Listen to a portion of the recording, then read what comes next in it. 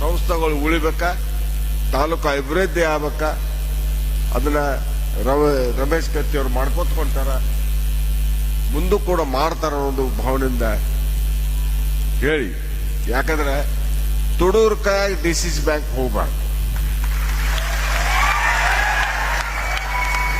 ಯಾಕ ಅದು ಏನೈತಿ ಹೆಂಗ್ ಮಾಡಿದಾರ ಅನ್ನೋದು ಮುಂದಿನ ದಿನಗಳಲ್ಲಿ ರಮೇಶ್ ಕತ್ತಿ ಅವರು ಹೇಳ್ತಾರೆ. ಯಾಕೆ ನನಗೆ ಗೊತ್ತೇ ಇಲ್ಲಲ್ಲ.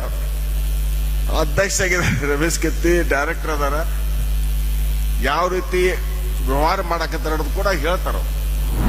ಆತ್ಮೀಯ H16 ನ್ಯೂಸ್ ಅರ್ಥಾತ್ ಸಿದ್ದರಾಮಯ್ಯ ಸ್ವಾಗತ. ನಾನು ನಿಮ್ಮವ MI ಅಥವಾ ಮಲ್ಲಪ್ಪ ಜೋತಾವರ್. ಆದ್ಮೇಲೆ DCC ಬ್ಯಾಂಕಿನ ನೀವು ಕಾರ್ಯಕ್ರಮ ನೋಡ್ತಾನೆ ಇದ್ದೀರಿ. ಹೇಗೆ ಥರ ಮಾಡುವಂಥದ್ದಿಲ್ಲ. ಇವತ್ತು ಹೊಸ ಅಲೆ ಅಂತ ಅಂದಿದ್ವಿ ನಾವು. AB ಪಾಟೀಲ್ ಅಂತ ಎದ್ದು ಬಿಟ್ಟದ.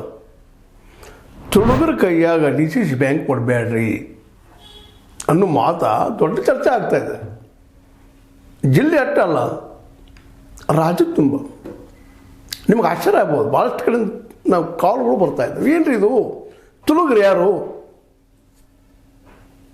ಇದು ಗೊತ್ತಾಗಿ ಕೊಡಬೇಕಾಗಿದೆ. ನಮ್ಮ AB ಪಾಟೀಲ್ ಅವ್ರು ಸಾಕಷ್ಟು ಮಾತಾಡಿದ್ದಾರೆ ಅದರಲ್ಲ, ಆ ವಿಡಿಯೋದಲ್ಲೇ.